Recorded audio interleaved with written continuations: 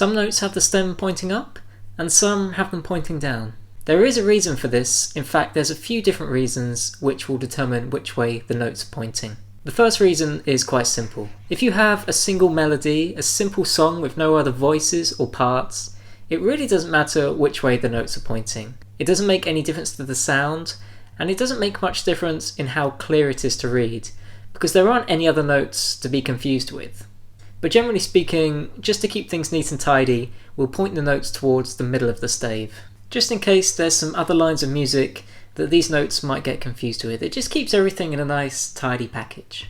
And it also creates a kind of gravity towards the centre of the stave. However, one thing that is important is which side of the note head the note stem is connected to. If it's pointing down, it needs to be connected to the left-hand side, and if it's pointing up, it needs to be connected to the right-hand side. But what happens when things get a bit more complex, and we have different voices, different parts, lots more notes? How are we going to keep everything organised? So now we need to think a bit more carefully about which way the notes are pointing.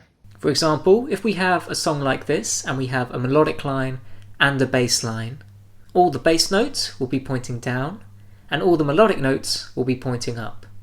This makes it very clear for the reader to know which notes belong to which part. If we were just randomly putting some notes up, some notes down, it might be a bit confusing about which notes belong to which part. Not only does this make it easier to read, but it also makes it easier to see the phrasing or the expression within a melodic idea. And remember, in all parts of the music, there will always be some kind of melodic idea, even in a series of bass notes like this. Here's another example where it's really clear to see that there are two separate voices. A melodic line, which is pointing up, and a bass line, which is pointing down. And not only that, but we can clearly see the shape of each line. It's very easy to see that there are two separate parts, not just a selection of notes muddled together into one. We might call this idea thinking horizontally as well as vertically. Horizontally is about the melody, the phrasing, and the expression, and vertically is how these notes come together at the same time to create harmony or chords.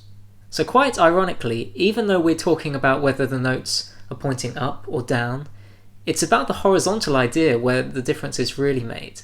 One thing that is important to say is that it doesn't matter which way the notes are pointing, it doesn't make any difference to the sound of the notes. This note here, a B, sounds exactly the same as this note here, which is also a B.